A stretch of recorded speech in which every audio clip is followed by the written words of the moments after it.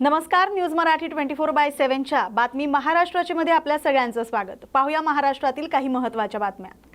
नागपूर इथं सालाबाद प्रमाणे यंदाही श्री खंडेराव महाराजांचा पारंपरिक 12 गाड्यांचा महोत्सव मोठ्या भक्तिभावाने साजरा करण्यात आला। पायी नवरदेव मानकरी प्रवीण रघुनाथ सोमासे यांनी ग्रामस्थांसह जेजुरी इथं जाऊन श्री खंडोबा महाराजांचं दर्शन घेतलं। त्यानंतर खंडोबाची काठी डीजे आणि ढोल ताशांच्या गजरात भव्य मिरवणुकीने गावात आणण्यात आली। परंपरेनुसार नवरदेवाला हळद लावण्याचा विधी पार पडला। खंडोबा मंदिरात 7 दिवस जागरण आणि कथा कार्यक्रमांचं आयोजन करण्यात आलं। महोत्सवाच्या शेवटच्या दिवशी सजवलेला नवरदेव 12 गाड्यांवर स्वार होताच पारंपरिक पद्धतीने गाड्या ओढण्यात आल्या। भंडाऱ्याची उधळण, नृत्य आणि जल्लोषात हा उत्सव संपन्न होत होता। संपूर्ण नागपूर परिसर भक्तिरसात न्हाऊन निघाला। या बातमीचा आढावा घेतलाय प्रतिनिधी प्रवीण पाटील यांनी। पुण्याच्या बालगंधर्व रंगमंच इथं पुणे जिल्हा शिक्षण मंडळाचे अध्यक्ष दिवंगत अजित पवार यांना भावपूर्ण श्रद्धांजली वाहण्यासाठी शोकसभेचं आयोजन करण्यात आलं होतं। यावेळी उपस्थित मान्यवरांनी आपल्या शोक संदेशात दादांच्या आठवणी, कार्यपद्धती, स्पष्ट वक्तेपणा, कामाच्या वेळेचं नियोजन, दूरदृष्टी, गरिबांसाठी झटणारा लोकनेता अशा शब्दात दादांना भावपूर्ण श्रद्धांजली अर्पण केली। शोकसभेच्या शेवटी दादांना आणि त्यांच्या समवेत मृत्युमुखी पडलेले अंगरक्षक विदीप जाधव, कॅप्टन सुमित कपूर, कॅप्टन सांभवी पाठक, पिंकी माळी आदींना सामूहिक श्रद्धांजली वाहण्यात आली। पुणे जिल्हा शिक्षण मंडळ या संस्थेचे विविध पदाधिकारी, सभासद, प्राचार्य, मुख्याध्यापक, शिक्षक, शिक्षकेतर कर्मचारी, आजी माजी विद्यार्थी या ठिकाणी मोठ्या संख्येने उपस्थित होते। या बातमीचा आढावा घेतलाय प्रतिनिधी अरुण डिंबळे यांनी। हे दादांची धडई त्या 90च्या दशकापासून मी पाहत आलो। कधी स्वप्नातही वाटलं नव्हतं की या परिवाराशी माझा इतका जवळचा संबंध आहे। ज्यावेळेस मी माननीय शरद पवार साहेबांकडे रुजू झालो, दादांची मी या जिल्ह्याचा पालकमंत्री आहे आणि ते अधिकारी द्यायचा असेल तर सतीश राऊतला मी देतोय। मुख्यमंत्री महोदयांना त्यांनी पर्सनली विनंती केली आणि मुख्यमंत्री महोदयांनी सुद्धा मला साहेबांच्या सहवासात पाहिलं होतं। सभागृह फुल असताना साहेबांनी असं सांगितलं, विद्याप्रतिष्ठानचे उपाध्यक्ष प्रभूने यांना प्रतिष्ठानशिवाय दुसरं कुठलंही चांगलं उदाहरण असू शकत नाही। साहेबांच्या समोर त्यांनी असं सांगितलं प्रभूने की 74 मध्ये विद्याप्रतिष्ठान सुरू झालं। फक्त गावामध्ये एका इमारतीमध्ये एक शाळा फक्त सुरू होती आणि मग विद्याप्रतिष्ठानमध्ये अजितदादांची जेव्हा एंट्री झाली त्यानंतर विद्याप्रतिष्ठानचा आता जो कॅम्पस आहे तो दादांनी सर्व जमीन घेऊन तिथल्या इमारती बांधून संपूर्ण वृक्ष लागवड करून आजचा जो काही कॅम्पस आहे हे साहेबांच्या समोर प्रभूने सांगितलं की हे जे इव्हिट हे दादांनी लावलेले आहे आणि तिथल्या प्रत्येक सर्व विषयाचं एज्युकेशन त्या ठिकाणी मिळेल, मुलींना प्राधान्य मिळेल, वसतिगृहाची व्यवस्था होईल। आणि जेव्हा बारामतीमध्ये असायचं पहिला दौरा हा विद्याप्रतिष्ठानमध्ये असायचा, शिक्षणासंदर्भामध्ये त्यांचं योगदान असायचं। हा एक शिक्षणा क्षेत्रातला मुद्दा म्हणून सांगू इच्छितो। रयत शिक्षण संस्थेमध्ये मी सध्या चेअरमन म्हणून काम करतोय। दादा रयत शिक्षण संस्थेच्या मॅनेजिंग काउन्सिलवर होते। रयत शिक्षण संस्थेमध्ये 2 सर्वोच्च बॉडी आहेत, एक जनरल बॉडी आणि एक दुसरी आहे मॅनेजिंग काउन्सिल। माननीय शरद पवार साहेब ह्या संस्थेचे अध्यक्ष आहेत 89 पासून लास्ट 35 इयर्स। तर दादा 1996 मध्ये जनरल बॉडीचे सदस्य झाले आणि 2005 मध्ये मॅनेजिंग काउन्सिलचे सदस्य झाले। सो गेले 22-23 वर्ष कंटिन्युअसली दादा मॅनेजिंग काउन्सिलचे सदस्य आहेत। आपल्याला कल्पना आहे की रयत शिक्षण संस्था महाराष्ट्रातली देशातली सगळ्यात मोठी शिक्षण संस्था आहे।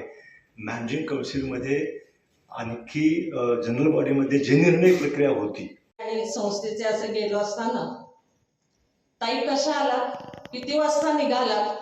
दादा 5:30ला। थांबा जरा, बोलणं बाजूला राहू द्या। त्यांनी आधी आवाज दिला आणि आम्हाला पोहे दिले। म्हणजे ही जाण पहा की त्यांना माहिती आपल्याला भेटायचं, वेळेचं बंधन, वेळेची त्यांना वेळ पाळलेली आवडते। आधी पोहे खायला घातले आणि नंतर दादांनी त्या ठिकाणी आपलं कामाचं बोलणं सुरू केलं। असा दांडगा उरक, प्रचंड उत्साह, निर्णय क्षमता आणि संस्थेवर असलेली नजर आणि संस्थेचं झालेलं सोनं हे मी आयुष्यभर कधी विसरणार नाही। दादांचे संस्थेवर खूप उपकार आहेत. दादांचा दरारा इतका आहे, एक सांगते की 68 एकराची संस्था आहे, पण संस्थेला सीमा भिंत नाही, तरी सुद्धा वरती जनता वसाहत मधून दादाच्या नावांमुळे कुणी आत येऊ शकत नाही. आजही नाही, उद्याही येणार नाही, कारण असा नेता होणार नाही, झाला नाही. दादा हे दादाच होते. त्यामुळे दादांची जी उणीव आहे ती कुणी भरून काढणार नाही. दादांमुळे मी व्यक्तिशः आणि माझी संस्था अखिल भारतीय मराठा शिक्षण परिषद ही खऱ्या अर्थानं पोरकी झाली आहे. संस्थेतील माझ्यासह प्रत्येक घटकाकडून दादांना भावपूर्ण आदरांजली व्यक्त करते आणि एक अर्धी चोळ सांगते. अखेरचा हा तुला दंडवत, अखेरचा हा तुला दंडवत, तुला दंडवत. असा हा लाडक्या बहिणींचा लाडका भाऊ आपल्यातून निघून गेला. त्यामुळे दादांमुळे खरंच संस्था आणि आम्ही सगळे पोरके झालो, पण दादांची जिद्द संस्थेपरी जी होती की संस्थेचं सोनं करायचंय, तर संस्थेतील घटक या सर्व गोष्टींना बांधील राहील आणि ते पूर्ण करण्याचा नक्कीच प्रयत्न करील. हीच खऱ्या अर्थानं दादांना आदरांजली राहणार. जिल्ह्यातील भामरागड तालुक्याच्या छत्तीसगड सीमेवरील दुर्गम बिनागुंडा या गावात आशा आणि आत्मविश्वासाचा नवा अध्याय लिहिला गेलाय. दीर्घकाळ नक्षलवाद्यांचा प्रभाव असलेल्या या भागात विनोबा आश्रम शाळेतील इयत्ता 2रीचा विद्यार्थी आदित्य पोदाडी यानं जनजागरण मेळाव्यात सुरेल आवाजात महाराष्ट्र राज्यगीत सादर केलं आणि उपस्थितांची मनं जिंकली. विशेष म्हणजे 24 जानेवारी रोजी अवघ्या 24 तासात उभारण्यात आलेल्या पोलीस मदत केंद्रामुळे या भागात सुरक्षिततेची नवी पहाट उजाडली. महासंचालक सदानंद दाते यांनी प्रत्यक्ष भेट देत पोलीस दलाचं मनोबल वाढवलं आणि स्थानिक नागरिकांशी संवाद साधला. या कार्यक्रमात आदित्य पोदाडीच्या स्वरातून निघालेले महाराष्ट्र राज्यगीत केवळ सांस्कृतिक सादरीकरण नव्हतं, तर भीतीवर मात करून शांतता, संविधान आणि लोकशाहीच्या दिशेनं वाटचाल करणाऱ्या बिनागुंडाचं प्रतीक ठरलं. टाळ्यांच्या कडकडाटात संपूर्ण परिसर भारावून गेला. शिक्षण, सुरक्षा आणि संस्कृतीच्या माध्यमातून बिनागुंडा आता विकासाच्या दिशेनं आत्मविश्वासानं पुढे जात असल्याचं हे जिवंत उदाहरण ठरलं, अशी माहिती जिल्हा माहिती अधिकारी गजानन जाधव यांनी व्यक्त केली आहे. या बातमीचा आढावा घेतलाय प्रतिनिधी राज अनिल पोचमपल्लीवार यांनी. जय जय महाराष्ट्र माझा,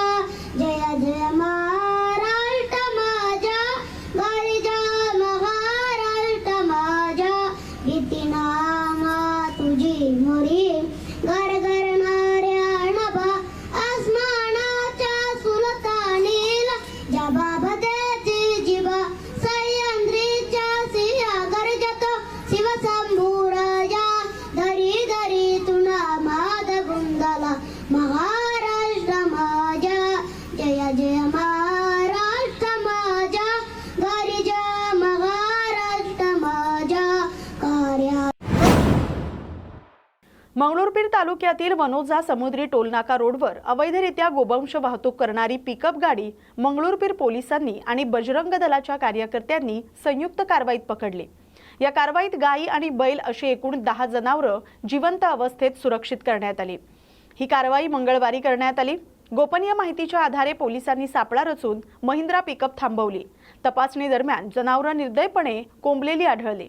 चालक रोशन रमेश सोनुने याला ताब्यात घेण्यात आलं. त्याचा साथीदार फरार आहे. या कारवाईत पिकअपसह सुमारे 4.50 लाखांचा मुद्देमाल जप्त करण्यात आलाय. मंगळूरपीर पोलीस ठाण्यात गुन्हा दाखल करण्यात आलाय. फरार आरोपीचा शोध सुरू आहे. या बातमीचा आढावा घेतलाय प्रतिनिधी विश्वास कुटे यांनी.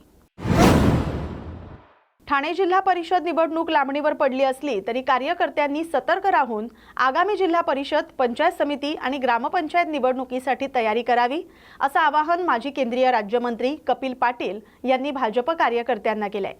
पाटील यांनी लोणाड आणि पडघा जिल्हा परिषद गटातील कार्यकर्त्यांशी बुधवारी संवाद साधला. युती होवो अथवा न हो, भाजप कार्यकर्त्यांनी आपले उमेदवार निवडून आणण्यासाठी जोमानं काम करावं, असं आवाहन त्यांनी यावेळी कार्यकर्त्यांना केलंय. ठाणे जिल्ह्यातील 56 ग्रामपंचायतींची मुदत येत्या 10 फेब्रुवारी रोजी संपत आहे, ज्यामुळे या ग्रामपंचायतींवर प्रशासक बसणार आहेत. पाटील यांनी शासनानं ठाणे जिल्ह्यातील स्थानिक स्वराज्य संस्थांच्या निवडणुका लवकरात लवकर घेण्याची मागणी केली आहे. ठाणे जिल्हा परिषदेची निवडणूक जरी लांबणीवर पडली असली तरी येत्या 10 तारखेला जवळजवळ 56 ग्रामपंचायतींची मुदत संपत आहे आणि 56 ग्रामपंचायतींवर प्रशासक बसणार आहे. आणि या अनुषंगाने ग्रामपंचायत आणि जिल्हा परिषद पंचायत समिती ह्या दोन्ही निवडणुकीच्या दृष्टिकोनातून कार्यकर्ते सतर्क राहिले पाहिजेत. कार्यकर्त्यांच्या मनाच्या भावना निवडणुकीच्या दृष्टिकोनातल्या त्या समजून घेतल्या पाहिजेत. जिल्हा परिषदची निवडणूक युतीमध्ये लढावी, स्वतंत्र लढावी, कशा पद्धतीने लढावी ह्या बाबतीतला त्यांचा जो विचार असेल तो विचार त्यांच्याकडनं समजून घेऊ, मग पुढे जिल्हा स्तरावर त्याचा निर्णय करण्याच्या दृष्टिकोनातनं आजपासून भिवंडी तालुक्यामध्ये जिल्हा परिषद गट वाईज आढावा बैठका सुरू केलेल्या आहेत. निश्चितपणाने कार्यकर्त्यांमध्ये या आढावा बैठकीमुळे चेतना निर्माण होईल, उत्साह निर्माण होईल. ग्रामपंचायतीच्या निवडणुकीच्या दृष्टिकोनातनं तयारीच्या साठी सूचना केल्यामुळे ग्रामपंचायतीच्या निवडणुकीच्या तयारीला कार्यकर्ते लागतील आणि ग्रामपंचायतीची तयारी करता करता जिल्हा परिषद पंचायत समितीचीही तयारी होईल. खऱ्या अर्थाने आता खूप वेळ मधल्या काळामध्ये निघून गेला. लवकरात लवकर या निवडणुका जाहीर होणं गरजेचं आहे. महाराष्ट्रामध्ये आता जिल्हा परिषदेच्या निवडणुका सुरू आहेत पण त्यामध्ये आपला समावेश नाही. मग आपल्याकडेही लवकरात लवकर कशा या निवडणुका होतील यासाठी राज्य सरकारने प्रयत्न करावा. शेवटी लोकप्रतिनिधीकडे आजूबाजूच्या परिसरातले लोक ते समस्या घेऊन जात असतात आणि जिल्हा परिषदेच्या माध्यमातून त्या सोडवता येत असतात. आमदार खासदार ही लिमिटेड पदं असल्यामुळे सगळीच गावची लोक त्यांच्यापर्यंत पोचू शकत नाही आणि म्हणून ही व्यवस्था जी आहे स्थानिक स्वराज्य संस्थांची, ही स्थानिक स्वराज्य संस्थांची व्यवस्था लवकरात लवकर ॲक्टिव्ह होऊन जनतेच्या सेवेसाठी तिथले लोकप्रतिनिधी निवडून येऊन कामाला लागावे याच्यासाठी शासनाने लवकरात लवकर ती निवडणूक लावावी. आणि कोणीही असेल पक्षाचा कार्यकर्ता, ते प्रत्येकाला असं वाटतं की माझा पक्ष आहे, माझ्या पक्षाचा जिल्हा परिषदेचा अध्यक्ष झाला पाहिजे, माझ्या पक्षाचा पंचायत समितीचा सभापती झाला पाहिजे. तीच भावना आमची आहे. युती झाली तर जास्तीत जास्त जागा आमच्या निवडून याव्या, युती नाही झाली तरी जास्तीत जास्त जागा आमच्या निवडून याव्या, अशा प्रकारची भावना मनामध्ये ठेवून कार्यकर्त्यांनी कामाला लागावं, अशा प्रकारचा संदेश आजच्या ह्या आढावा बैठकीच्या माध्यमातून कार्यकर्त्यांना देण्यात आलेला आहे. अजित पवार यांचा विमान अपघातात मृत्यू झाल्यानंतर सतत सामान्य जनता असो किंवा राजकीय नेते असो या त्यांच्या मृत्यूवर प्रश्नचिन्ह उपस्थित करत आहेत. राष्ट्रवादी काँग्रेसचे आमदार अमोल मिटकरी आणि एकनाथ खडसे यांच्याकडून वारंवार घातपाताचा संशय व्यक्त केला जातोय. यावर क्रांतिकारी शेतकरी संघटनेचे नेते रविकांत तुपकर म्हणालेत की एवढे मोठे नेते अजितदादांसारखी व्यक्ती ज्या विमानातून प्रवास करतात त्या विमानात बिघाड कसा होतो, पायलट बदलला जातो, असं शंका निर्माण करणारे प्रश्न अनेकांच्या मनात आहेत. या अपघातांची कसून चौकशी होऊन दूध का दूध पाणी का पाणी झालं पाहिजे. ज्यावर दोष असेल त्यांच्यावर तात्काळ कारवाई व्हावी असं तुपकर म्हणाले. सामान्य माणसाच्या दृष्टीनं सामान्य माणसाला असा प्रश्न पडणं साहजिक आहे, कारण आपण जनरली आपल्याकडे कोणी वारलं तर 13 दिवस घराच्या बाहेर निघत नाही. परंतु इथली परिस्थिती वेगळी होती. अजितदादांचं अचानक जाणं, अचानक एक्झिट घेणं हे सगळ्या महाराष्ट्राला स्तब्ध करणार आहे. किंबहुना राष्ट्रवादी काँग्रेस पक्षासाठी हा फार मोठा धक्का आहे. मला असं वाटतं की अशा वेळी कार्यकर्ते सैरभैर होत असतात, कार्यकर्त्यांची हिंमत खचते. त्यांना हिंमत देण्यासाठी कोणीतरी पुढाकार घेतला पाहिजे आणि तो खंबीरपणे सुनेत्रा वहिनींनी घेतला, त्याचं आम्हाला कौतुक वाटतं. आणि सुनेत्रा वहिनींनी शपथ लवकर घेतली म्हणजे काय झालं, उलट मला असं वाटतं की पक्ष एकसंघ राहिला पाहिजे, कार्यकर्ते टिकले पाहिजे, त्यांचं मॉरल वाढलं पाहिजे आणि आपलं आता कुणीच वाली नाही अशी जी भावना कार्यकर्त्यांच्या मनामध्ये निर्माण झाली होती ती सुनेत्रा वहिनींनी पुढे येऊन त्या कार्यकर्त्यांना हिंमत दिलेली. त्यामुळे राष्ट्रवादी काँग्रेस पक्ष हा एकसंघ राहील सुनेत्रा वहिनींच्या नेतृत्वाखाली असं मला वाटतं. आणि त्याचं विनाकारण त्याच्या अजितदादांच्या जाण्यानंतर आरोप प्रत्यारोप करणं त्या विषयाला घेऊन आणि तो विषय चिघळणं हा त्यांच्या आत्म्याला शांती न देणारा विषय असेल. मला असं वाटतं की ज्या पद्धतीनं सुनेत्रा वहिनी ताकदीनं पुढं आल्या, किंबहुना कालचं त्यांचं अजितदादांसोबतच्या बॉडीगार्डच्या घरी जाऊन त्यांच्या बायकोला सांत्वन त्यांनी दिलं, ही मोठी गोष्ट आहे. त्याला हिंमत लागते सगळं करायला. बीड जिल्ह्यातील परळी इथं आयोजित एका कार्यक्रमात भाजपच्या राष्ट्रीय सचिव तसंच मंत्री पंकजा मुंडे यांनी दिवंगत नेते अजित पवार यांची भावनिक आठवण काढली. परळीतील वक्रतुंड पेट्रोल पंपाच्या उद्घाटन कार्यक्रमाच्या निमित्तानं त्या बोलत होत्या. अजित पवार यांनी पालकमंत्री आणि उपमुख्यमंत्री म्हणून बजावलेल्या भूमिकेचा उल्लेख करत त्यांच्या जाण्यानं कधीही न भरून निघणारी मोठी पोकळी निर्माण झाली आहे असं पंकजा मुंडे म्हणाल्या. वेळेवर काम सुरू करणं गरजेचं असतं आणि तेच अजितदादांनाही आवडायचं असं सांगत त्यांनी स्वतःच्या अनुभवाचाही उल्लेख केला.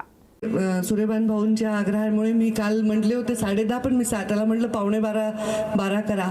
तर मी या वक्रतुंड पेट्रोलियमचं उद्घाटन झालं असं जाहीर करते. धनंजयचा मला फोन आला. धनुभाऊ म्हणे की मी उद्घाटन करणार नाही, मी फक्त भेट देऊन जाईन. म्हटलं आता ते मलाच करावं लागलं कारण यांनी एवढी तयारी केलेली आहे. आपण तिथे मुंडे साहेबांच्या, अण्णांच्या आणि आदरणीय दादांच्या प्रतिमेचं पूजन केलं. दादा आपले पालकमंत्री राहिले, उपमुख्यमंत्री राहिले आणि इतकं दुर्दैवी मृत्यू झाला आणि त्यांच्या जाण्याने पोकळी निर्माण झाली. त्यामुळे सर्व रद्द केले, कार्यक्रम एकदम शांतपणे केले.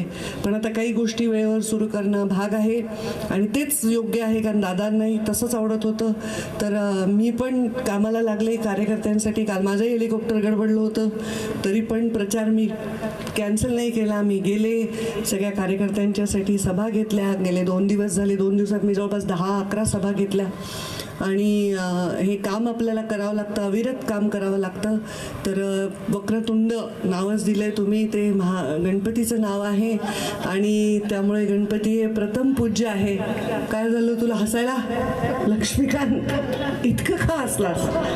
तर ते गणपतीचं नाव आहे, गणपती प्रथम पूज्य आहे. मी गणेशाच्या चरणी, आमच्या वैद्यनाथाच्या चरणी प्रार्थना करते की हा तुमचा पेट्रोल पंप चांगला चालावा. आणि कार्यकर्त्यांनाही प्रार्थना करते की अकाउंट उघडू नका, लगेच पेमेंट करा. म्हणजे इथं आज नगद कल उधार असं लिहून ठेवा बाहेर, कारण आम्ही उद्घाटन केलं की म्हणते ताई जरा तेवढं बिल आहे त्यांचं जरा थांबा. तसं नको व्हायला. तर सगळे प्रोत्साहन द्या आणि त्यांच्या यश व्हावे, त्यांचे भरभराट व्हावे हीच मी वैद्यनाथाच्या चरणी प्रार्थना करते. धन्यवाद. अर्धापूर तालुक्यातील दाभड येथील 71 वर्षीय पार्वतीबाई सूर्यवंशी यांची निर्घृण हत्या करण्यात आली. त्यामुळे संपूर्ण गाव हळहळ व्यक्त करतोय. पार्वतीबाई 28 जानेवारी रोजी सकाळी शेतीसाठी घरातून बाहेर पडल्या होत्या, परंतु सायंकाळी 6 वाजेपर्यंत त्या घरी परतल्या नाहीत. शोध घेतल्यानंतर शेत रस्त्यावरील कॅनॉल रोडच्या बाजूला असलेल्या शेतातील विहिरीजवळ त्यांचा नग्न आणि गंभीर जखमी अवस्थेत मृतदेह आढळला. मृतदेहाच्या डोक्यात दगड घालून चेहरा गंभीरपणे जखमी केलेला होता. या प्रकरणी अर्धापूर पोलीस ठाण्यात गुन्हा दाखल करण्यात आलाय. मात्र अजूनही आरोपी शोधण्यात आलेले नाहीत. त्यामुळे आज ग्रामस्थांच्या वतीनं तहसील कार्यालयावर जनआक्रोश मोर्चा काढण्यात आला. या मोर्चामध्ये गावातील शेकडो ग्रामस्थ उपस्थित होते. नमस्कार, मी अन्नपूर्णाबाई लक्ष्मण खंडागळे दाभडची. नमस्कार. या पार्वतीबाईवर नुसता अत्याचार झालेला आहे, तसंच आम्हाला घाबराले. आम्ही पण शेताला जायना झाले, आम्ही पण शेताला जाऊन काम करून खाणेवाले आहेत. आता इतक्या महिला आल्या, आता आमच्यासाठी काही न्याय करावं, न्याय द्यावं तुम्ही. आता आम्हाला हे पोलीस लोक काय करत असतात, पोलीस लोक आम्हाला काहीच द्याय ना. आता आम्हाला हो हो करतो करतो म्हणा येतं, पुढे चाल येतं, करतो करतो म्हणा पुढे चाल येतं, काहीच नाही. 10 दिवस झाला आम्हाला काहीच न्याय भेटला नाही. आम्हाला न्याय भेटायला पाहिजे, आम्हाला न्याय द्यायला पाहिजे तुम्ही. आम्ही काम करून खाणेवाले आहात. घाबरले. आता आज बाई आमची बिमार पडलेली आहे, आज दवाखान्यामध्ये ऍडमिट आहे. आता तिचं काय करायचं? हा, या पोलिसांना पाय उचलायला पाहिजे. हा, हे शासन आम्हाला काहीच करू शकत नाही, आम्हाला काहीच देत नाही न्याय. मी दाभड येथील रहिवासी आहे. माझी आजी पार्वतीबाई प्रतापराव सूर्यवंशी यांच्यावर 28 तारखेला झालेल्या अत्याचाराबद्दल आम्ही इथं अर्धापूर पोलीस ठाण्यामध्ये आम्ही एक पोलिसांनी आजपर्यंत 8 दिवस झाले माझ्या आजीच्या गुन्ह्याबद्दल त्यांनी अजून कुठलीही दखल न घेतल्याबद्दल आम्ही सर्व इथे एक त्यांना बोलण्यासाठी आणि त्यांच्या विरोधात आम्ही काय कारवाई करायची याच्या बोलण्यासाठी आम्ही इथं आलेलो आहोत. तरी आमच्या गावातील सर्व लोकांचा आम्हाला इथं प्रतिसाद मिळाला आहे सर. तर आमच्या एरियामध्ये जो भोकरपाट्याचा एरिया आहे तिथे खूप प्रमाणात अशी दारू विक्री, मटका अशा अवैध धंद्याचा खूप मोठ्या प्रमाणात चालू आहेत सध्याला. त्यामुळे त्यात गुन्हे खूप वाढत आहेत. त्या गुन्हे कमी करण्यासाठी आम्ही वारंवार पोलीस प्रशासनाला विनंत्या केल्या आहेत. त्यांनी आजपर्यंत कुठलाही त्याच्यावर पाऊल उचललेला नाही. त्यांनी पाऊल उचलत नाही म्हणून आम्ही खूप दिवस बसून त्यांची वाट बघली, आज उचलतील पाऊल, उद्या उचलतील, पण खूप दिवस झाले अजून त्यांनी कुठलाही पाऊल उचलला नाही. त्यात आम्ही वाट पाहून आम्ही सर्व माणसं संतापून गेलो. तो संताप आता पोलीस स्टेशनच्या बाहेर लोकांच्या रूपात दिसत आहे पोलिसांना. आमची त्यांना अशीच विनंती आहे की लवकरात लवकर त्या आरोपींना अटक करा, फाशीची शिक्षा द्या आणि माझ्या आईला न्याय मिळवून द्या, अशी मी आपणा सगळ्यात विनंती करतो. आणि ज्या धाबे मालकांनी त्या आरोपीला कामाला ठेवले आहे त्यांनी कुठल्याही प्रकारचे त्यांच्याकडून डॉक्युमेंट घेतले नाहीत, त्यांचा आधार घेतलेला नाही. अशा प्रकारचे खूप प्रकारचे तिथे असेच आरोपी त्या धाब्यावर कामाला ठेवत आहेत. ते आरोपी आमच्या आया बहिणींना असंच मारून गेले तर पोलीसवाले असे किती दिवस शांत बसणार आहेत? त्यांच्यावर काहीतरी कारवाई झालीच पाहिजे अशी मी सर्वांना विनंती करतो. आणि पोलीस प्रशासनास सुद्धा विनंती करतो, जर असे झाले नाही तर पुढील पाऊल आम्ही काही बी उचलू शकतो अशी पोलीस प्रशासनाने खात्री ठेवावी. महिला ह्या पार्वतीबाई सूर्यवंशी ह्या शेताला जात असताना त्यांच्यावर अतिशय क्रूरपणे त्यांची निगरून हत्या करण्यात आली आणि त्यांच्यावर एवढा मोठा दगडाने त्यांची हत्या करण्यात आली की बघलेली महिला अक्षरशः बेहोश व्हायली. तिला असं शेताला, दुसऱ्या महिलेला सुद्धा स्वतःच्या शेताला जाणं असं कठीण झालेलं आहे. एक माणूस जरी सोबत असला तरी त्याला जावं असं वाटणं झालं. इतकी प्रत्येक महिला माझी आज भयभीत झालेली आहे आणि घराघरातून स्वतःहून त्या निघलेल्या आहेत. आपल्या पार्वतीबाई सूर्यवंशी यांना न्याय मिळाला पाहिजे. आणि आम्ही अर्धापूर पोलीस स्टेशनला आम्ही आलो आणि पोलीस स्टेशनच्या PI साहेबांना बोललो, तेव्हा साहेब म्हणले की आमचे 4 पथक हे रवाना झालेले आहेत, वेगवेगळ्या दिशेमध्ये आम्ही पाठवलेले आहेत, त्यांचा शोध चालूच आहे. पण यांचं एवढं करून सुद्धा यांचं मन समाधान झालेलं नाही. साहेबांनी पुन्हा एकदा कडक पाऊल उचलून ह्या आरोपीला कठोरात कठोर शासन करून त्यांना फाशीची शिक्षा झालीच पाहिजे अशी माझ्या प्रत्येक महिलेची विनंती आहे. या घटनेला 27 तारखेला घटना झालेली आहे, 12:30च्या जवळपास झाली. पण आम्हाला 8-8:30च्या नंतरच आम्हाला शोध लागला आणि ह्या घटनेला 8 दिवस होऊनही गेले, अजून आरोपीचा शोध लागला नाही. ज्या धाब्यावर तो काम करत होता त्या धाबेवाल्याला सुद्धा आपण 2 दिवसच ठेवलं आणि तिसऱ्या दिवशी मोकळं करून टाकलं. त्याच्यामुळे ते सुद्धा निवांत झालेले आहेत. फक्त जी काही आग आहे ते घरच्यांना आणि समाजाला, सगळं महिला वर्गाला आग झालेली आहे. म्हणून आज महिला प्रत्येक घराघरातून स्वतःहून निघून आज अशा ठामपणे उभ्या आहेत की आमच्या पार्वतीबाईला ज्यांनी हत्या केली, ज्यांनी एवढी निगरून हत्या केली, 75 वर्षाची महिला जर सुरक्षित नसेल तर आमच्यासारख्या महिलांचं काय आहे असा त्यांना प्रत्येक महिलांना सवाल पडलेला आहे. म्हणून जास्तीत जास्त चक्र ही फिरवली पाहिजे आणि आमच्या पारुबाईला हा न्याय मिळालाच पाहिजे. या बातमीसोबतच बातम्या गावाकडच्या मध्ये वेळ झाल्या आता इथेच थांबण्याची. अशाच महत्त्वाच्या बातम्यांसाठी पाहत राहा न्यूज मराठी 24/7. नवा भारत, नवा विचार.